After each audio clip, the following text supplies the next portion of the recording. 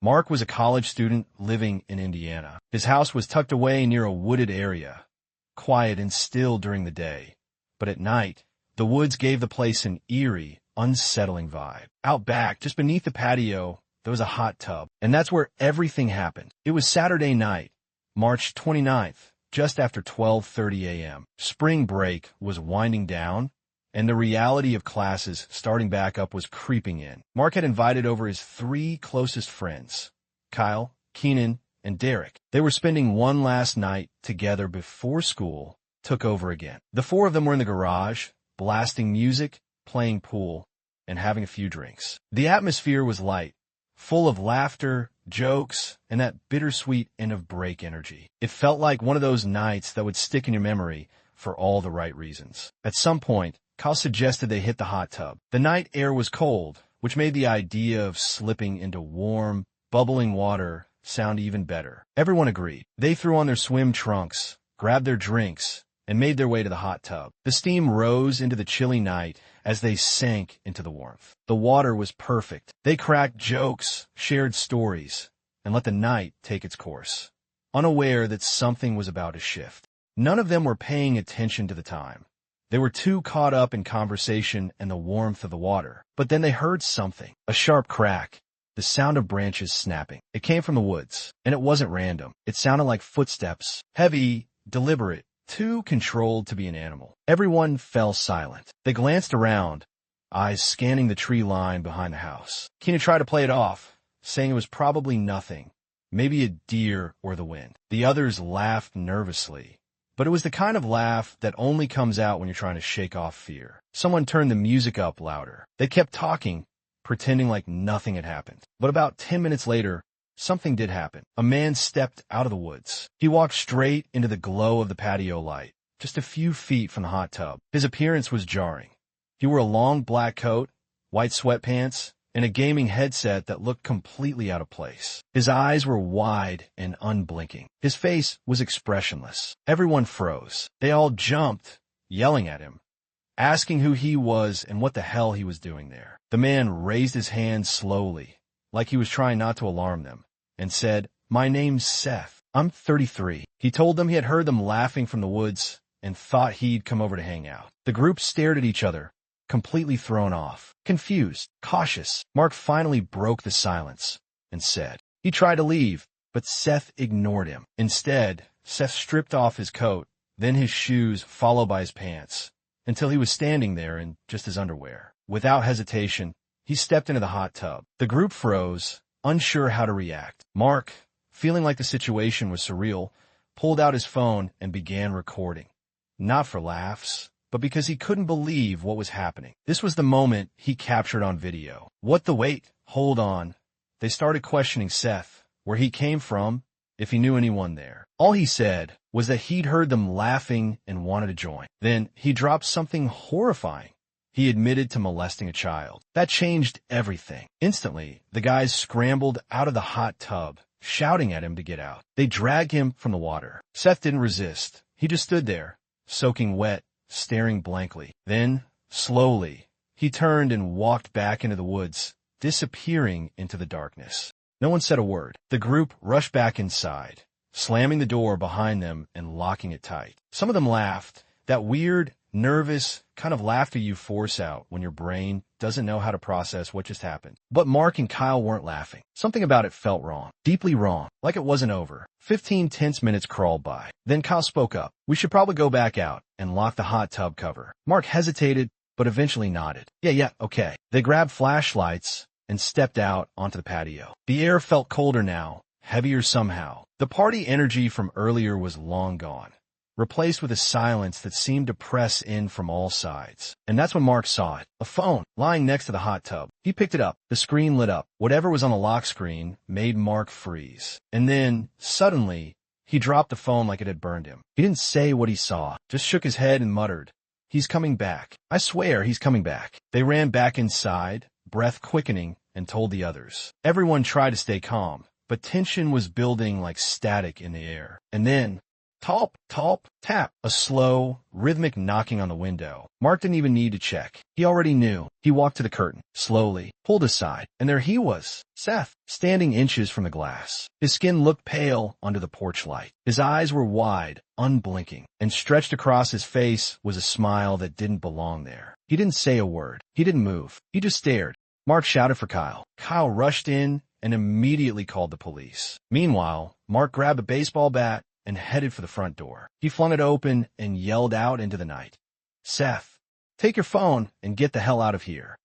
No answer. Instead, Seth slowly disappeared around the side of the house. Mark followed, cautiously, stopping just short of the patio window. He peeked through the glass. Seth was standing there again, just watching, silent, still, eyes locked on the inside of the house like he was waiting for something. Mark raised his voice. "The cops are on their way. You need to leave." Seth didn't move, didn't flinch. He simply raised one hand and gave a slow, deliberate wave. Then, without another word, he turned and once again vanished into the woods. The police showed up a few minutes later. The group told them everything. Officers searched the nearby woods with flashlights and eventually found Seth standing alone beneath the trees, staring back toward the house like he still wasn't ready to leave. They arrested him on charges of trespassing and assured the group it was over. But Mark didn't believe that. Not for a second. A few days later, he was proven right. He came across a story on Snapchat. A girl who lived just a few blocks away had posted a video. It showed another man, not Seth, trying to break into her house in the middle of the night. It was the timing that unsettled Mark the most. The break-in caught on that Snapchat video had happened late at night, just like Seth's visit. And that meant something terrifying. Seth might not have been alone. There could be others. They might even be connected. And worse, they might not be done. A few years earlier, in a quiet suburban neighborhood, 3 high school friends, Beck, Matthew, and Tyler, made a decision they wouldn't forget. It was winter, bitter cold, the kind of night where your breath hung thick in the air. At the edge of their neighborhood, tucked beneath a small creek near a row of lifeless office buildings, was a sewer tunnel. They had seen it before, talked about it, joked about it, but none of them had ever dared to go in. The tunnel was wide enough to walk through, but always gave off a vibe. Something about it fell off. Unwelcoming. The kind of place you pass without making eye contact. That night, curiosity finally won. They bundled up, grabbed a couple of sleds for cover, just in case anyone asked what they were doing, and set off. The sleds were their excuse. If someone caught them trespassing, they'd just say they were out sledding near the creek. They knew they weren't supposed to be there, but they weren't looking for trouble, just a little thrill. They pulled into the dark office complex parking lot, headlights cutting across the cold pavement, and immediately noticed something they hadn't expected. A police car, parked, waiting. Before they could even react, the driver's door opened. A police officer stepped out. The officer asked them what they were doing there. Apparently someone had spotted them on one of the building's security cameras. Thinking fast, Tyler blurted out that they were just out sledding. The officer stared at them for a moment, clearly skeptical, but after a long pause, he just told them to leave. So they did, sort of. They drove off and circled the neighborhood for about half an hour. But the pull of the tunnel was too strong. They weren't done yet. This time, they parked farther away, behind one of the empty office buildings, where they wouldn't be seen. The lot was dark and silent. They walked down a small hill behind the structures, the cold biting at their faces. Their breath hung in the air like smoke. And there it was, the tunnel. Massive, round, pitch black inside. Even though they'd seen it dozens of times before, standing this close to it now gave it a whole different energy. They clicked on their flashlights. One by one, they stepped inside. At first, they were laughing, trying to lighten the mood. Then one of them said, "Turn off your light, dude." A second of hesitation, then darkness. That's when someone noticed something etched into the tunnel wall. "Oh, look at the date. Dude, 1919. No, wait, 199. Oh my God, dude, how do we even find this?" Their voices echoed into the emptiness. The floor of the tunnel was surprisingly dry. Dusty almost. Their footsteps kicked up bits of gravel and dirt as they slowly moved forward. The deeper they went, the colder it seemed to get. Not just physically, there was a weight in the air, a stillness that didn't feel natural. The tunnel was dead silent, except for the occasional sound of water dripping somewhere deeper inside. Each step echoed off the walls, amplifying their presence. The walls were covered in graffiti, layers of it, most of it faded and unreadable. But one thing stood out, spray painted in large red numbers, 6. 19. The paint looked fresh, way newer than the rest of the tags around it. That detail sent a chill through all three of them. None of them said it out loud, but they all felt it. Something wasn't right. Their flashlights weren't great. The beams only reached a few feet ahead, leaving everything else swallowed in darkness. Still, they pushed forward, trying to act tough, laughing a little too loudly, making jokes that didn't quite land. But underneath the bravado, they were on edge. The deeper they went, the colder it got. And not just a little colder, freezing. Their breath fogged in front of their faces like smoke in a dim light. The tunnel walls shimmered faintly. It looked like ice was clinging to the stone. Huge icicles dangled from the ceiling, long and sharp, some the size of swords. Keep it slow. Don't slip. Hold up, I see a light down there. They all stopped. Wait, I think something just moved. A beat of silence. Then, hello. Their voices bounced into the tunnel's black void. No answer, only that dripping water. And something else now. Something watching. Keep going, bro. Dude, these icicles could impale you. Look at them. They were still laughing nervously, trying to push through the growing tension, when a sudden loud crack echoed through the tunnel. It was sharp, deep, like something heavy had just slammed against stone. They froze. It didn't come from any of them.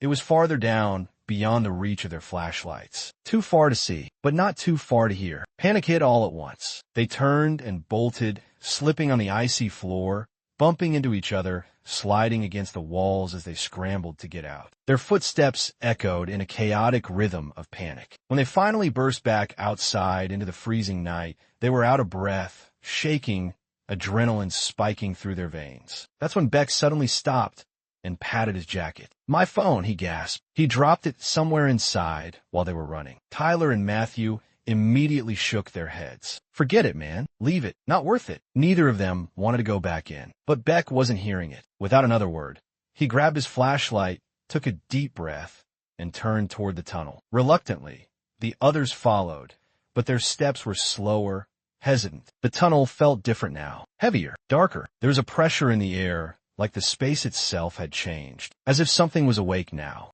Something felt off the moment they stepped back into the tunnel. Worse than before. The air was heavier, colder. Their flashlights flickered, weaker than before, like the darkness was swallowing the light. And the silence was deafening. No more echoing footsteps. No more nervous laughter. Just stillness. And the creeping feeling that they weren't alone. That something was watching them. I feel like, Beck whispered, my pocket feels lighter, like I dropped it around here. He turned toward the darkness, scanning the tunnel floor. Go over there. Check that spot, Tyler said. That's where we heard that noise. Bro, seriously, do I have to go back there? It's your phone, man. Yeah. We're not leading the way. Somebody else, please. Not me. Beck hesitated, then took a few careful steps forward, flashlight beam bouncing across the walls. Eventually, though it wasn't caught on camera, he found the phone. The relief was short-lived. Instead of heading back, the group started slowly making their way deeper into the tunnel, still recording, still on edge. That's when they heard it. A sound. Something heavy striking the wall. A rock, maybe? It must have hit like, right here or something, Matthew muttered, pointing toward a chunk of loose concrete on the tunnel floor. And then it happened. A scream from deeper inside, echoing, twisting. It didn't sound human, but it didn't sound like an animal either. It was something other. A shriek that was low and high at the same time, like multiple voices layered into one. The group froze. No one spoke. No one moved. Whatever it was real, and it was waiting. The screaming continued.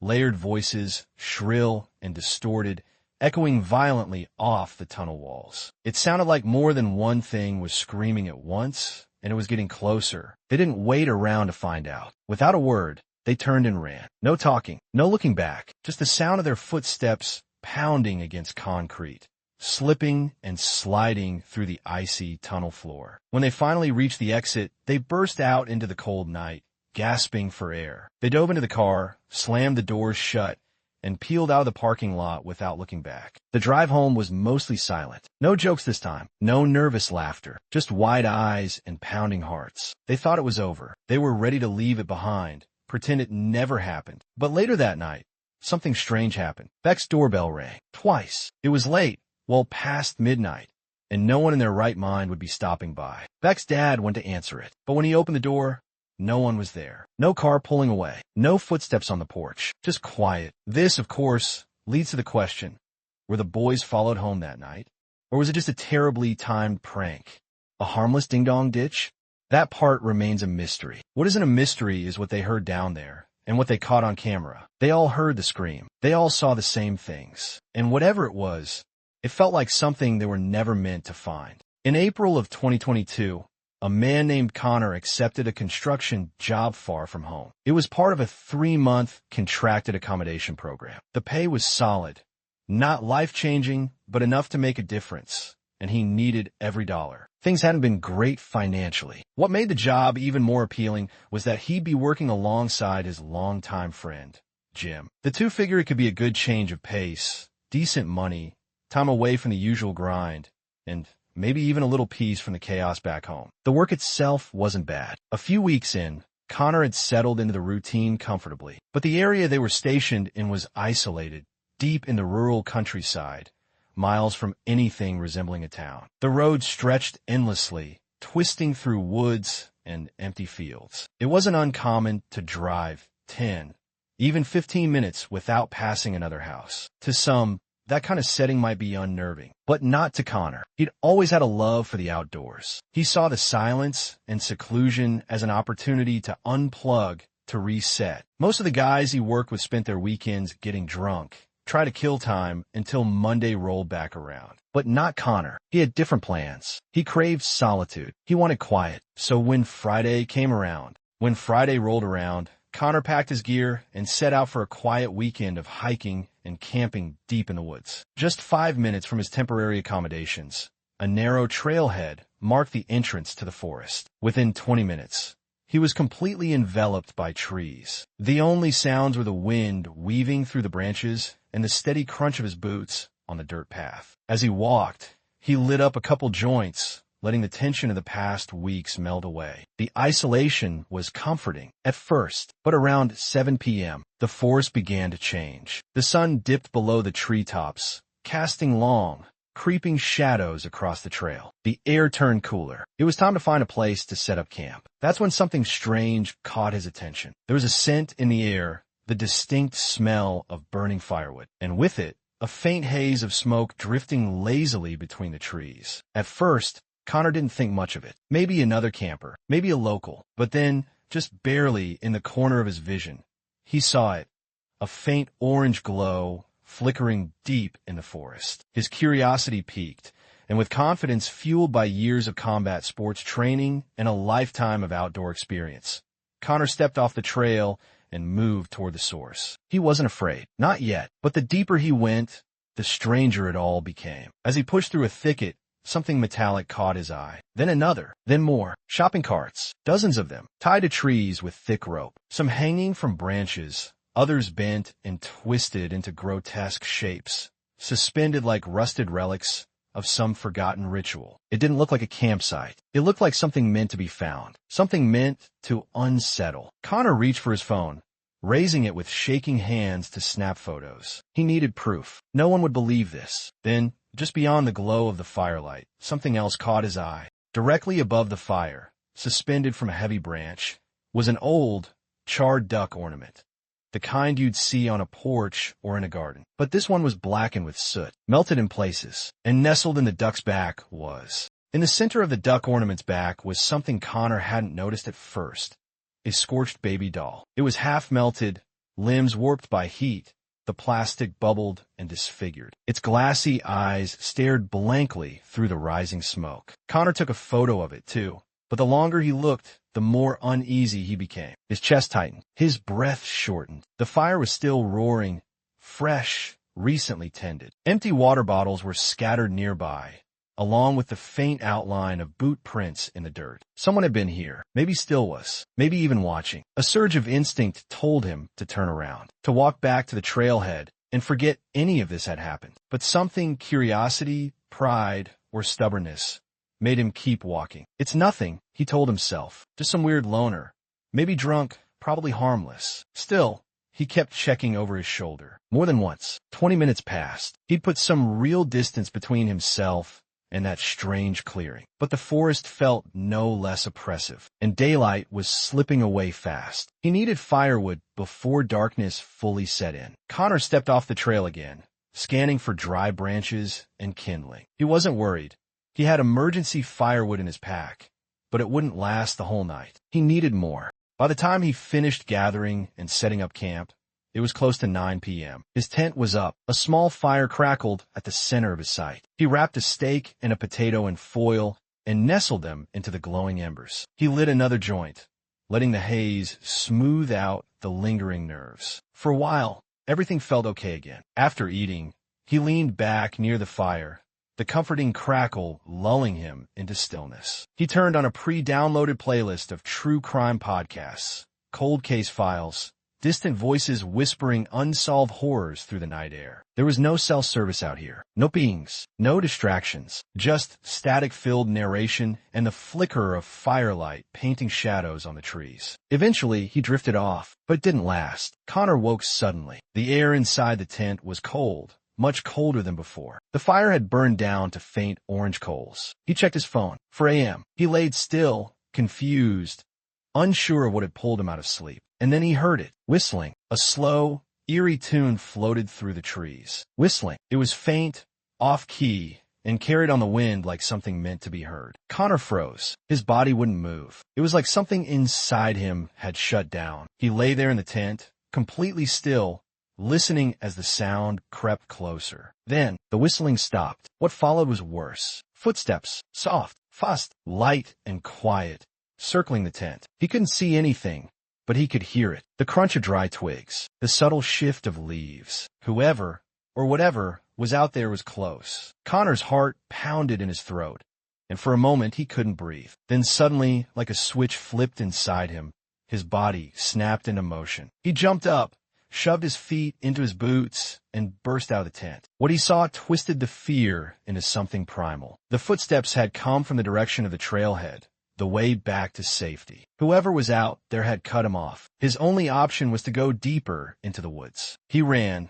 crashing through brush, ducking under branches, heart hammering with panic. But behind him, the footsteps followed. More than one. They weren't in sync. The sounds overlapped, scattered and rapid. It wasn't just one person. 2 of them, maybe more. Connor ran for 5 minutes straight, lungs burning, legs screaming, until he found a dense cluster of trees. He dove into the underbrush, burying himself beneath a blanket of leaves and tangled roots. He didn't move. He barely breathed. The footsteps eventually faded, growing distant, but he didn't trust it. He stayed hidden, listening, watching the dark. Finally, he knew he had to move. He crawled, inch by inch, the forest clawing at his arms and legs with every motion. His hands trembled. Branches sliced his skin, but he kept going. When the trees finally began to thin, he saw it. The trailhead, the way out. With everything he had left, he sprinted, breaking into the open and not stopping until he reached the road. No one followed him after that. The forest was quiet, too quiet, but the damage was done. He made it back to his accommodation, covered in cuts, breathless, terrified. He called the police immediately and gave a full report. They took his statement, said they'd investigate, but they never. To this day, Ryan never heard back from the police. No updates, no suspects, no answers. But in his gut, he's sure of one thing. The people who chased him that night were the same ones who built that bizarre forest shrine made of shopping carts and scorched dolls. What they were doing out there, what they wanted, he still doesn't know. But it felt like more than just a creepy encounter. It felt ritualistic, deliberate, cult-like. Ryan eventually finished his contract and went home. But the memory never left him. He still remembers the sounds, the footsteps, the whistling, and the suffocating fear of knowing something was out there in the dark, watching him. If there's one takeaway from his story, it's this: trust your instincts. If you stumble across something that feels wrong, leave. Don't second guess it. Don't try to rationalize it. Ryan almost didn't, and he knows that if he had stayed even a moment longer, he might not be here to tell the story. This video was an experiment with a slightly different storytelling style, and I'd love to keep it going as a series. If you've had a personal scary experience, especially one with photos or video evidence, and you're open to sharing it, email it to me. I'd love to feature your story in a future episode. Also, if you haven't already, click the bell icon and turn on all notifications because apparently only about 15% of you have, and it would really help out the channel. Thanks for watching, and stay safe out there.